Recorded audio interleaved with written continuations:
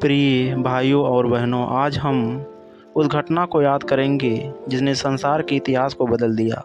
यीशु मसीह का क्रूस पर बलिदान और तीसरे दिन पुनरुत्थान।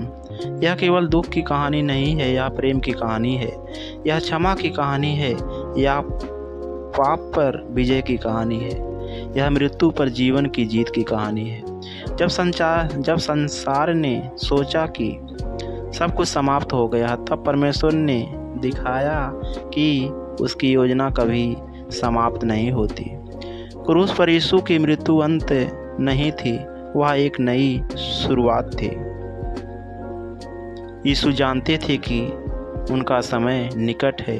वे अपने 12 चेलों के साथ भोजन करने बैठे।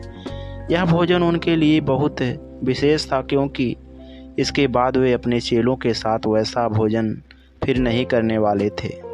उन्होंने रोटी ली, धन्यवाद किया, उसे तोड़ा और चेलों को देते हुए कहा कि यह मेरे शरीर का प्रतीक है जो तुम्हारे लिए दिया जाएगा।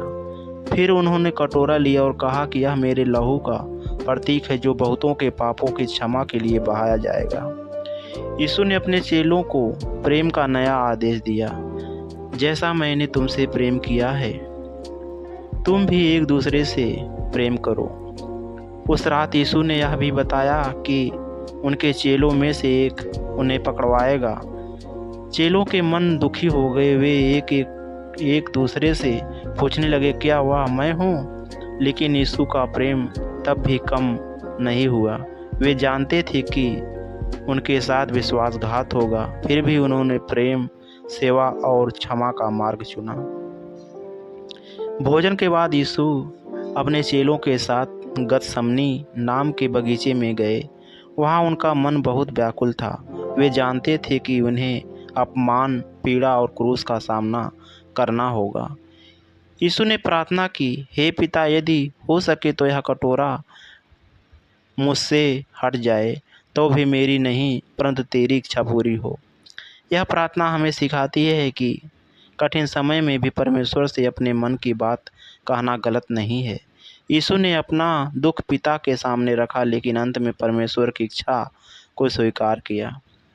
उनके चेले थक कर सो गए, पर यीशु प्रार्थना करते रहे। जब संकट सामने था, तब उन्होंने भागने के बजाय प्रार्थना का मार्ग चुना। कुछ ही समय बाद सैनिक और धार्मिक अगुओं के लोग मसाले लेकर बगीचे में आए। यीशु के शिष्य यहूदा ने उन्हें पहचान का संकेत दिया और यीशु को चूमकर पकड़वा दिया। यीशु को गिरफ्तार कर लिया गया। उनके चेले भयभीत होकर इधर उधर भाग गए। जिस पतरस ने कहा था कि वह यीशु को कभी नहीं छोड़ेगा, उसने भी भय के कारण 3 बार कहा कि वह यीशु को नहीं जानता। फिर भी यीशु ने पतरस को त्यागा नहीं, क्योंकि यीशु मनुष्य की कमजोरी को जानते हैं। वे टूटे हुए मन को ठुकराते नहीं, बल्कि उसे फिर से उठाते हैं। यीशु का धार्मिक सभा के सामने लाया गया। उन पर झूठे आरोप लगाए गए। लोग उनसे ऐसे प्रश्न पूछ रहे थे जिनका उद्देश्य सत्य जानना नहीं, बल्कि उन्हें दोषी ठहराना था। फिर उन्हें रोमी राज्यपाल पिलातुस के सामने ले जाया गया। पिलातुस ने यीशु में कोई ऐसा अपराध नहीं पाया जिसके कारण उन्हें मृत्यु दी जाए, लेकिन भीड़ चिल्लाती रही, उसे क्रूस पर चढ़ाओ। पिलातुस ने भीड़ के दबाव में आकर यीशु को कोड़े लगवाने और क्रूस पर चढ़ाने के लिए सौंप दिया। यीशु का मजाक उड़ाया गया, उनके सिर पर कांटों का मुकुट रखा गया, उन्हें अपमानित किया गया, परंतु उन्होंने बदला लेने के लिए अपनी शक्ति का उपयोग नहीं किया। वे चुप रहे, क्योंकि वे जानते थे कि उनका बलिदान संसार के लिए उद्धार का मार्ग बनेगा। यीशु का अपना क्रूस उठाकर गोलगोथा नाम की जगह तक जाना पड़ा।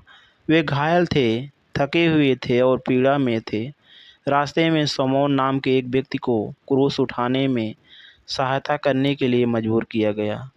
यह दृश्य हमें याद दिलाता है कि कभी-कभी किसी दुखी व्यक्ति का बोझ हल्का करना भी परमेश्वर की सेवा है।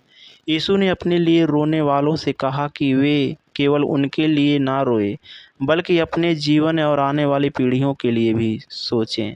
उनकी पीड़ा के बीच भी उनका हृदय दूसरों के लिए करुणा से भरा हुआ था।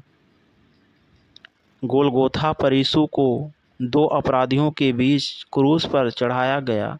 लोग उनका उपहास कर रहे थे, कुछ कह रहे थे, यदि तू परमेश्वर का पुत्र है तो अपने आप को बचा। लेकिन यीशु का उद्देश्य स्वयं को बचाना नहीं था, वे संसार को बचाने आए थे। क्रूस पर भी यीशु ने कहा, हे पिता, इन्हें क्षमा कर, क्योंकि ये नहीं जानते कि क्या कर रहे हैं। सोचिए, जिन लोगों ने उन्हें पीड़ा दी, जिन लोगों ने उनका मजाक उड़ाया, जिन लोगों ने उन्हें क्रूस पर चढ़ाया, यीशु उनके लिए भी क्षमा की प्रार्थना कर रहे थे। यह संसार का सबसे बड़ा प्रेम है। उनके पास क्रूस पर लटकाए गए अपराधियों में से एक ने यीशु पर विश्वास किया। उसने कहा, जब तू अपने राज्य में आए तो मुझे स्मरण करना। यीशु ने उसे आशा दिखाता है कि सच्चे पश्चाताप और विश्वास के लिए कभी देर नहीं होती। कुछ समय बाद यीशु ने कहा, पूरा हुआ। उन्होंने अपना प्राण पिता के हाथों में सौंप दिया। उस समय धरती कांपी, मंदिर का पर्दा फट गया और लोगों के मन में भय और आश्चर्य भर गया। यीशु की मृत्यु हार नहीं थी, यह पाप की शक्ति को तोड़ने वाला बलिदान था। यीशु के शरीर को क्रूस से उतारा गया और एक नई कब्र में रखा गया। कब्र के द्वार पर एक बड़ा पत्थर लुढ़का दिया गया। रोमी सैनिकों को वहां पहरा देने के लिए रखा गया ताकि कोई शरीर को ना ले जा सके। यीशु के अनुयायी दुखी थे। उन्हें लग रहा था कि उनका गुरु चला गया। जिन आशाओं को वे अपने हृदय में लिए हुए थे, वे मानो कब्र में बंद हो गई। लेकिन परमेश्वर की योजना कब्र के पत्थर से नहीं रुक सकती थी। तीसरे दिन सुबह सुबह कुछ स्त्रियां यीशु की कब्र पर गई। वे सुगंधित पदार्थ लेकर आई थी, पर उन्होंने देखा कि कब्र का पत्थर हट चुका है, कब्र खाली थी। स्वर्गदूतों ने उनसे कहा, तुम जीवित को मरे हुए में क्यों ढूंढती हो? वह यहाँ नहीं है, वह जी उठे हैं। यह सुनकर वे भय और आनंद से भर गई। वे दौड़कर चेलों को यह समाचार देने गई। पतरस और दूसरा चेला भी कब्र पर पहुँचे। उन्होंने देखा कि कब्र खाली है और कफन के कपड़े वहाँ पड़े हैं। यीशु सचमुच जीवित हो गए थे। मृत्यु उन्हें रोक नहीं सकी, कब्र उन्हें बांध नहीं सकी। पाप और अंधकार की शक्ति पर विजय हो चुकी थी। पुनरुत्थान के बाद यीशु अपने अनुयायियों को दिखाई दिए। सबसे पहले वे मरियम मगदलिनी को दिखाई दिए। वह पहले उन्हें पहचान नहीं सके, लेकिन जब यीशु ने उनका नाम लिया तो उनका हृदय आनंद से भर गया। यीशु अपने चेलों के बीच भी प्रकट हुए। चेले भय में बंद कमरे में बैठे थे, लेकिन यीशु उनके बीच आकर बोले, तुम्हें शांति मिले। जो चेले निराश थे वे फिर से साहस से भर गए। जो भयभीत थे वे विश्वास में दृढ़ हुए। जो टूट गए थे उन्हें नई आशा मिली। पुनरुत्थान केवल एक घटना नहीं, यह हर टूटे हुए हृदय के लिए आशा का संदेश है। यीशु मसीह का क्रूस हमें बताता है कि परमेश्वर का प्रेम कितना गहरा है। उन्होंने हमारे लिए अपने पुत्र को दे दिया ताकि हम क्षमा, नया जीवन और उद्धार पा सके। पुनरुत्थान हमें बताता है कि अंधकार अंतिम सत्य नहीं है, दुख अंतिम सत्य नहीं है, असफलता अंतिम सत्य नहीं है, मृत्यु भी अंतिम सत्य नहीं है। यदि आपके जीवन में कोई समस्या है, कोई दर्द है, कोई भय है, कोई टूटन है, तो याद रखिए, जिस परमेश्वर ने यीशु को मृतकों में से जिलाया है, वह आपके जीवन में भी नई आशा ला सकता है। आइए हम आखिरी प्रार्थना करते हैं।